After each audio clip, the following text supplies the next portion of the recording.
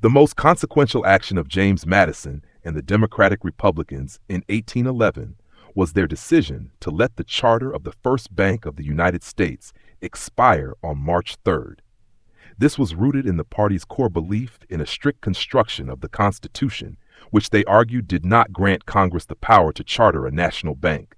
Madison, a longtime opponent of the bank's constitutionality, acceded to his party's majority will, despite Treasury Secretary Albert Gallatin's desperate plea that the bank was essential for national finances. The negative and unethical consequences of this political action were immediate and severe. Without the stabilizing force of a central bank, state-chartered banks proliferated rapidly. These banks issued an enormous volume of their own unregulated paper currency, often without sufficient reserves of gold and silver. This led directly to rampant inflation and a bewildering financial chaos that made interstate commerce difficult and financially hurt ordinary citizens who saw the value of their money plummet.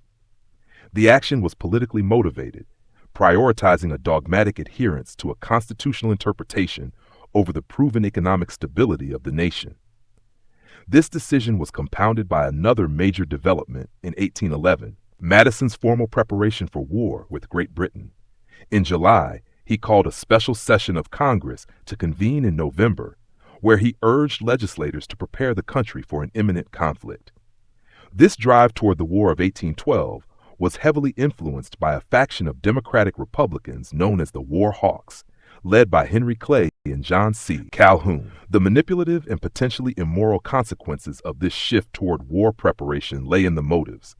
While publicly justified by the illegal British impressment of American sailors and the seizure of American ships, violations of neutral rights, historians also point to the War Hawks' expansionist ambition, specifically the desire to annex British Canada and to conclusively end Native American resistance on the frontier, particularly after the Battle of Tippecanoe in November.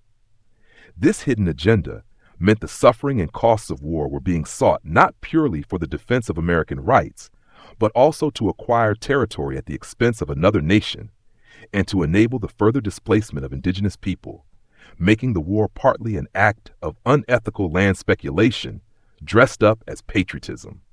The most immediate and practical negative consequence was that the country entered this major war just as it had deliberately dismantled its primary mechanism for funding and managing a large-scale conflict, illustrating a profound political failure.